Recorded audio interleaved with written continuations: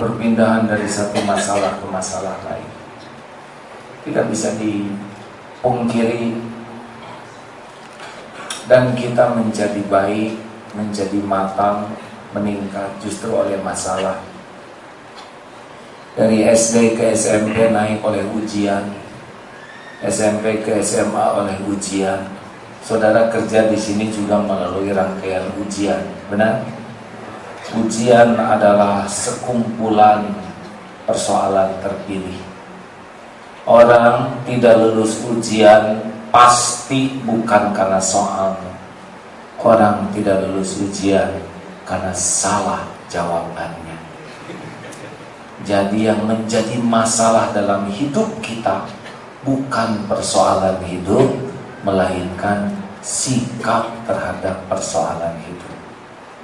Nah, ini tolong, benarkah? Benar.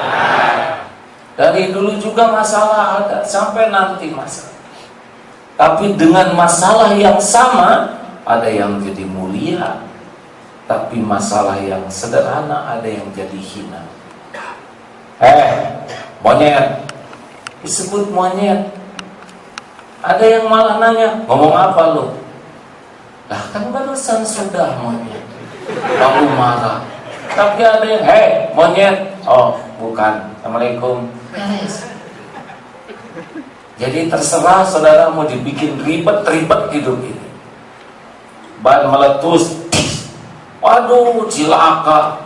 Ini ban padahal baru beli, meletus lagi. Nyusahin. Tapi ada yang ban meletus, alhamdulillah. Berarti rezeki tukang tambal ban di dompet kita.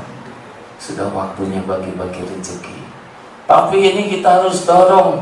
Jarang-jarang kita olahraga tengah hari ini. Kita kurang keluar keringat, alhamdulillah.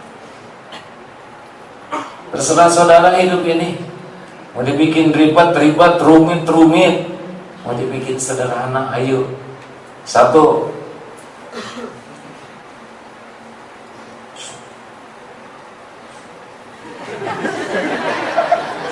semuanya dibalik tabir ya.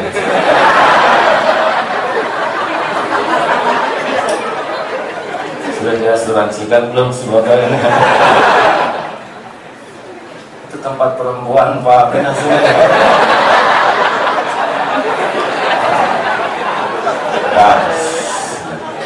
Persoalan kecil ya. Satu, ini judulnya 5 kiat menghadapi persoalan hidup. Di sini belum kan ya?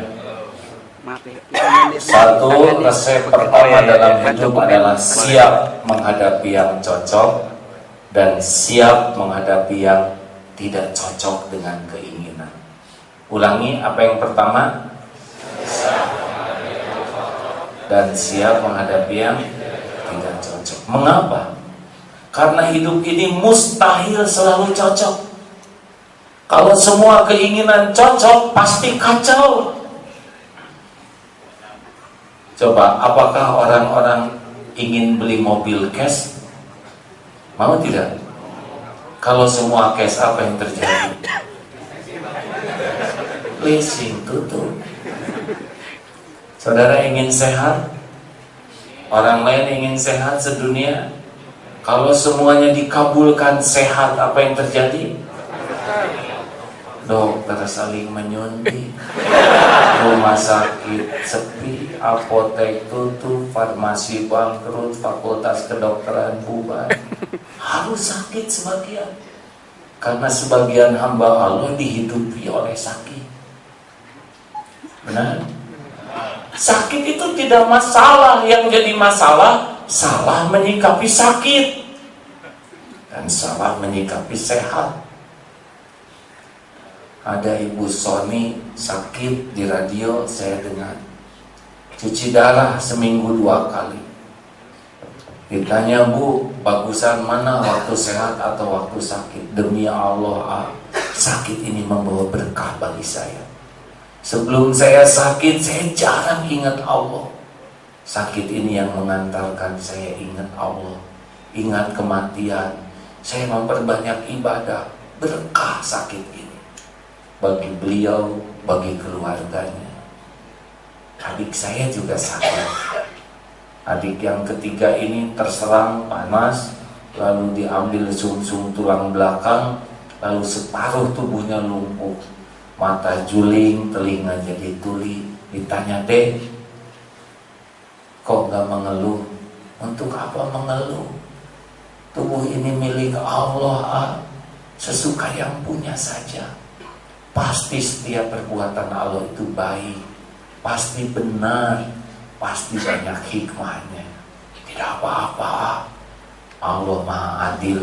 Orang lain mungkin dapat pahala dari amalnya, mudah-mudahan saya dapat pahala kalau belajar sabar dan ridho."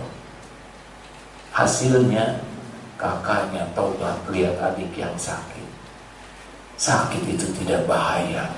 Yang bahaya tuh salah menyikapi sakit atau salah menyikapi sehat. Benar? Tidak punya uang bahaya tidak? Tidak punya uang bahaya tidak? Tidak sama sekali. Buktinya wajah-wajah tidak punya uang ini masih makan? Masih makan? Jawab akhirnya. Masih minum? Masih berpakaian? Masih berteduh? Kurang apa? Kurang duit. Ada yang nyebut kurang ajar, ada yang nyebut kurang syukur. Gak bahaya, gak punya uang. Tidak penting kok banyak uang tuh, yang penting tuh cukup. Buat apa sepatu banyak gak ada yang cukup? Tugas kita adalah meluruskan niat, menyempurnakan ikhtiar, dan memasrahkan kepada Allah. Fa idza azamta fatawakkal 'alallah. Luruskan niat, sempurnakan ikhtiar, jadi atau tidak jadi terserah Allah. Saudara mau nikah, luruskan niat, cari yang sepadan, jadi tidak jadi ada yang ngatur. Tidak harus kok yang ditaksir itu jadi. Ya kalau jadi semua repot. Katakan ada seorang akhwat di sini ditaksir oleh 15 orang ikhwan dan semuanya jadi.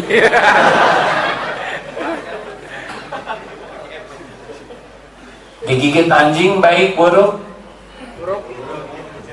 Dalilnya Al-Baqarah 216. A'udzubillahi minasyaitonirrajim. Wa asa an takrahu syai'aw wa huwa khairul lakum. Wa asa an tuhibbu syai'aw wa huwa syarrul lakum. Wallahu ya'lamu wa antum la ta'lamun. Sesuatu yang menurut kita buruk, boleh jadi engkau tidak suka kepada sesuatu padahal baik menurut Allah. Dan boleh jadi engkau menyukai sesuatu padahal buruk menurut ilmu Allah. Allah Maha tahu, kalian tidak tahu, makanya jangan sok tahu. Digigit anjing baik buruk? Sok tahu. Ada pemuda minta jodoh, ya Allah, saya mohon beri saya jodoh. Engkau pemilik setiap makhluk. Saya ingin nikah ya Allah, beri saya jodoh. Bagus doa. Yakin Allah yang ngatur jodoh. Keluar dari rumah, benar langsung ada yang tertarik dan mengejar, bahkan menerkam serta menggigit. Masalahnya dia menggonggongnya. Kenapa saya minta jodoh engkau kirim anjing ya Allah? Semua takdirmu pasti baik. Dibawa ke dokter, ini terlalu parah, harus diopname. Hari berganti hari, tahu rahasia takdir. Apa ternyata? Perawat jodoh. Sekarang tiap dia lihat anjing, tetap aja lari ya. Setiap takdir itu ada jalannya. Seperti takdir saya di sini, ini udah ketentuan Allah. Syariatnya jalan, panitia ngundang, saya pas waktunya, badan sehat, perjalanan lancar sampai kepada takdir ini. Sama jodoh juga. Kalau tidak ada takdirnya, pasti tidak jadi. Tidak cocok waktunya, di jalan bisa macet atau sakit, ada saja jalan. Tapi saudara yang belum punya jodoh, tidak perlu nyari anjing, ya. Beda-beda garisnya tiap orang. 2. Kalau sudah terjadi harus ridho. Apa? Ulangi. Sekali lagi. 1 apa tadi? Siap. 2. Ridho. Sedang jalan genteng jatuh kena jidat. Bagaimana? Ridho. Tidak boleh, Mas, saya tidak terima. Saya tidak terima. Ini konyol. Bagaimana tidak terima? Sedang tanda terimanya sudah jelas. Menyut, ya. Banyak orang yang hidup tuh menderita bukan karena kenyataan, tapi karena tidak bisa menerima kenyataan. Kalau dijalani saja, show must go on. Apa artinya? Nah, dilarang rokok. Kalau kita jalanin jalan hidup ini. Ini serius. Siapa yang menderita sekarang? Yang paling gak nerima badan yang ada, gak nerima kulit yang ada, gak nerima hidung yang ada. Makin gak nerima apa yang ada, makin sengsara. Coba, gak nerima gaji yang ada, mau gaji mana lagi? Yang ingin kelihatan langsing, tahan napas dari tadi. Jadi kurang oksigen. Hidup ini enak kalau berani nerima takdir sambil ikhtiar ke takdir lain yang lebih baik. Nasi jadi bubur, ridho sambil cari cakwe, kacang polong, ayam, kecap, seledri, bawang goreng. Jadi bubur ayam spesial. Terima takdir yang ada, bergerak ke takdir lain. Kalau nggak nerima takdir, pasti ngegulung dia di sana. Kenapa dia tidak jadi menikahi saya? Saya nggak terima. Dia udah jelas nikah sama yang lain. Dulu dia janji, itu kan dulu, kan putusnya kemarin. Naik mobil kiri kanan pakai ke kanan, jadi aja macet. Coba kalau ke kiri, ini stres, udah jelas di kanan. Sakit gigi, ridho sambil pergi ke dokter gigi. Sesampainya di dokter gigi ada tulisan, maaf, dokter hari ini tidak praktek karena sama dengan saudara sakit gigi. Terus gimana? Ridho lagi sambil pulang. Tidak boleh mengatakan, tahu gini saya nggak akan pergi. Ini stres. Bagaimana nggak pergi? Udah nyampe. Kan bodoh sekali ya itu. Banyak tuh orang yang pikirannya tuh gak jelas kayak gitu. Benar? Ada yang macet. Gak macet sampai ke sini. Aduh, jalan tuh macet sekali. Padahal udah nyampe. Ini apa-apaan? Ribet sekali hidupnya. Saudara seperti yang menjiwai pandemi. Udahlah, hidup ini berwarna. Kalau sewarna enggak rame. Masjid ini walaupun di basement karpetnya berwarna. Coba kalau masjid ini sewarna hitam aja, pasti horor. Suara azan berkumandang enak karena berwarna. Lagu enak karena berwarna suaranya. Coba sewarna. Bintang kecil langit yang biru amat. Kira-kira stres nggak TK? Kalau hidup ini monoton, stres kita ini. Coba semua ketawa aja seharian, pasti stres. Ada senang, ada susah, ada dipuji, ada dicaci, sehat, sakit, muda, susah, dicintai, dimarahi. Kan seperti itu, benar? Apa kan sudah agak lama ya? Mana yang agak lama? Saya lah paling lama di sini ya. Umur saya 51 tahun. Udah lama nih hidup. Wah, udah banyak warna. Saudara tahu sebagian warna saya ya. Udah nyobain dipuji rame-rame, udah juga nyobain dicaci rame-rame. Masya Allah, berkah. Yang jadi masalah bukan puji dan caci, tapi sikapnya. Dipuji jadi sombong, dicaci sakit hati. Berarti bukan puji caci, sikap dia yang membuat dia menderita. Ya. Padahal puji, caci, ember jatuh sama aja. Hanya getaran udara, nggak ngefek apa-apa. Coba, weh kamu keren, jadi keren? Enggak juga ya. Weh kamu jelek, memang udah ya. Biasa-biasa aja lah. Setuju? Terima episode yang ada ya, karena pasti ada episode-episodenya. Hidup ini ada episode-episodenya. Masuk satu episode, terima sambil ikhtiar. Gitu. 3. Jangan mempersulit diri. Ulangi. Sekali lagi. Semuanya. 1. Siap menghadapi yang cocok, siap menghadapi yang tidak cocok. 2. 3. Alarm. Maaf, ini alarm pelanggaran harusnya. Harusnya dia meninggal dari tadi.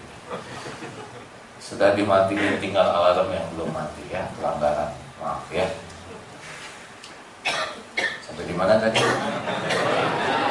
Jangan persulit, tinggal dimatiin saja. Yassiru wala tu'assir.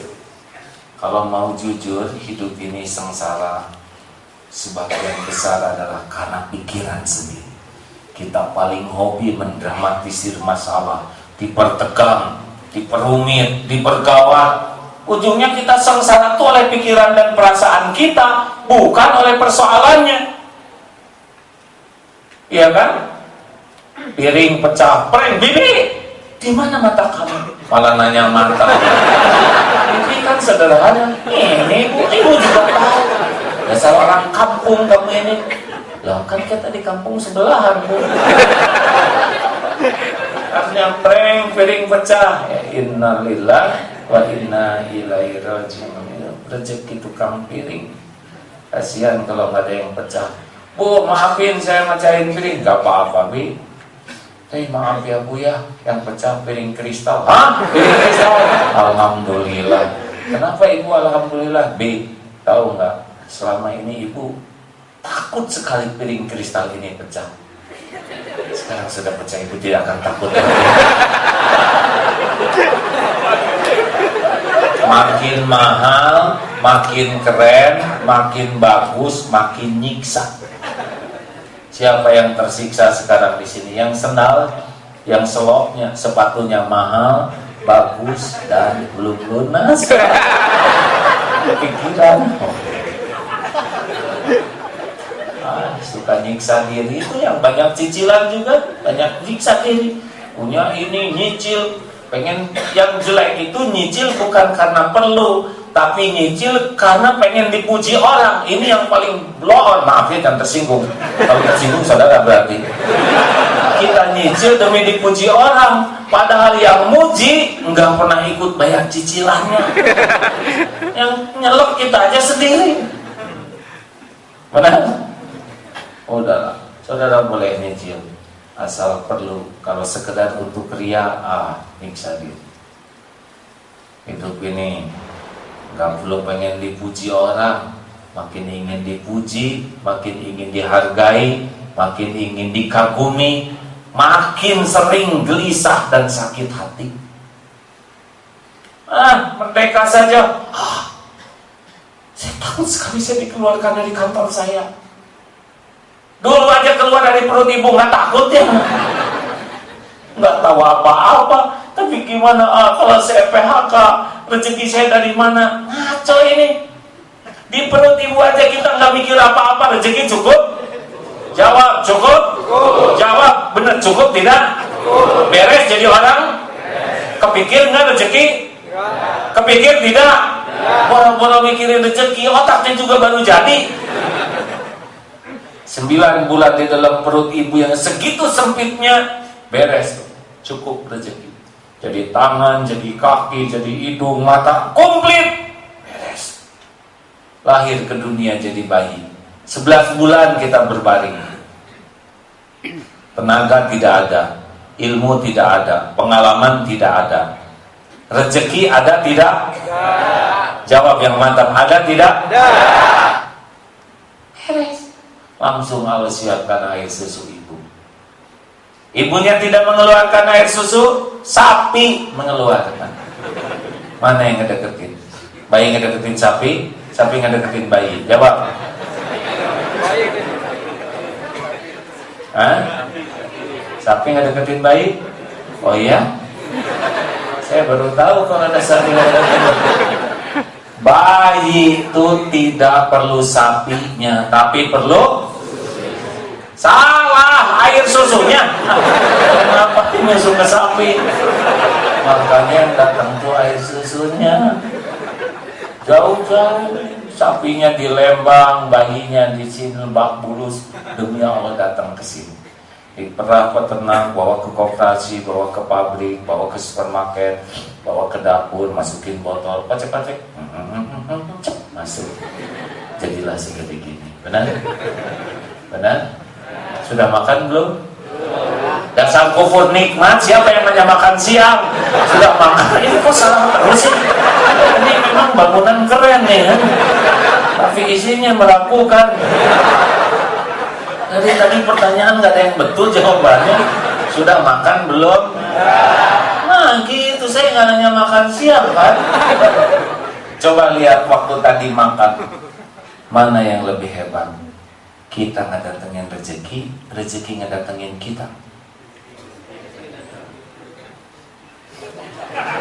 Ada takut salah. Begini jadi diam gini nih, nggak jelas. Mana yang lebih hebat? Kita ngedatengin meja berapa langkah, tapi beras ngedatengin meja dari Cianjur, garam dari Madura, asem, sayuran, ikan, tempe. Mana yang lebih hebat? Kita ngedatengin rezeki, rezeki ngedatengin kita. Jawab. Yakin? Yakin? Itu bukan cuma tadi pagi, puluhan tahun sampai detik ini, tiap hari tidak pernah luput Allah ngasih rezeki. Nih air ini, mata airnya di mana? Yang nimba siapa? Yang sterilkan, yang ngangkut pakai truk, yang jual di toko, yang beli, yang bawa ke sini, bawa ke sini. Demi Allah kalau rezeki saya ngejar tiap hari 51 tahun lebih nggak pernah berhenti. Fabi ayyi ala rabbikuma tukadziban, dan nikmat Tuhanmu mana yang akan kau dustakan? Kalau saudara masih takut nggak punya rezeki, bukan nggak ada rezekinya, kurang yakin, kurang iman. Ada, benar? Tapi gaji saya kecil, nggak penting. Tadi dulu juga kalau ngandelin gaji udah mati saudara ya, benar? Kalau ngandelin gaji nggak mungkin segede gini, segede gini. Di luar banyak yang nggak jelas gajinya. Itu punya anak. Makanya orang yang menuhankan gaji itu stres itu. Kita menuhankan Allah. Dari mana aja rezeki mah nggak harus dari gaji aja, ya kan? Mau nikah, nanti si calon istrinya tuh anak orang kaya, ya ternyata batal nikahnya. Ya sudah, bukan jodohnya.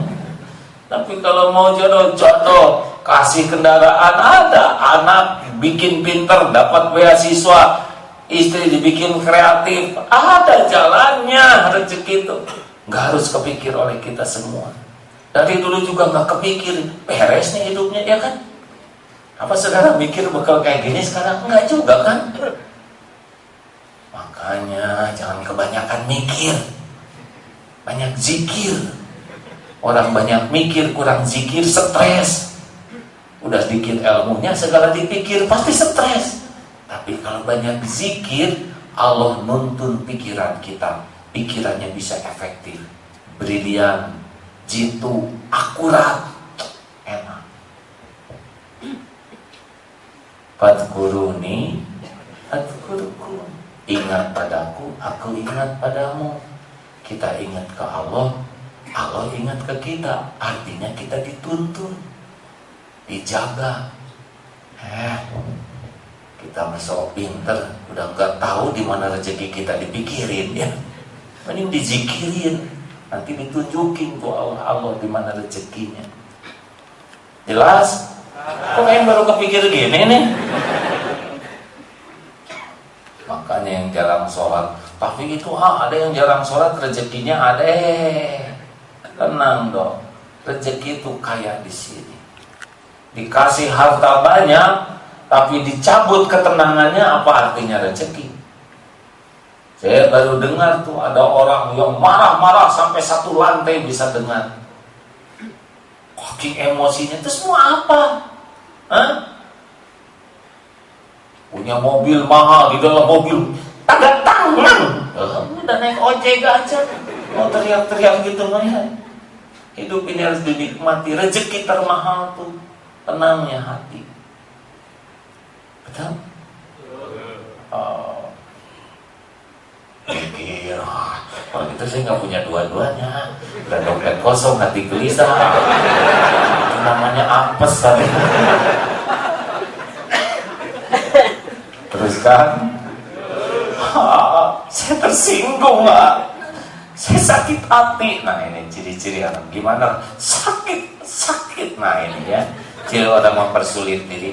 Kenapa nyebut sakit harus begini? Kan biar saya sakit. Semua aja kan hurufnya. Itu lebay namanya.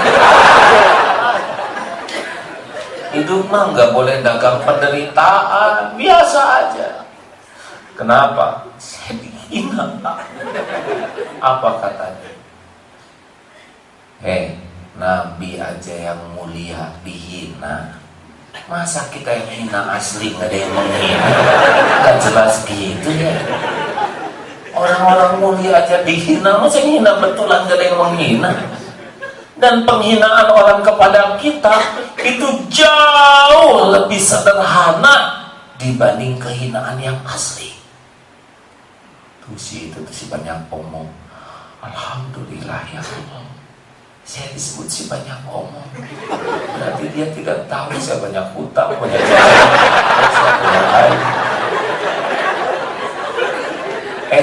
ini serius ada ini. Saya udah nyobain yang dihina nih. Di Indonesia, saudara tahu sendiri kan, gak ada apa-apanya tuh penghinaan orang dibanding kehinaan saya yang ditutup-tutupi oleh Allah. Kecil sekali penghinaan itu. Kita dihargai orang bukan karena kita mulia. Kita dihargai karena Allah menutupi aib, dosa, maksiat, kejelekan, kekurangan kita. Benar? Kalau saudara dibeberkan, dipecat nggak dari kantor ini? Jawab. Pecat. Kalau aib saya dibuka, kekurangan saya dibuka, pasti nggak ada yang dengar. Saya dihormati karena Allah nutup-nutupi. Makanya jangan bangga dihormati orang lain, karena yang dihormati itu topeng kita. Nah, kalau setiap dosa kita mengeluarkan bau, apa di sini? Akhwan, kalau tiap dosamu mengeluarkan bau, ada yang mau nikah nggak sama engkau? Yang udah nikah juga ditalak. Laki, kalau setiap dosa saudara mengeluarkan benjolan, kira-kira seperti apa bentuknya? Nggak jelas bentuk kita ya. Udah karu-karuan.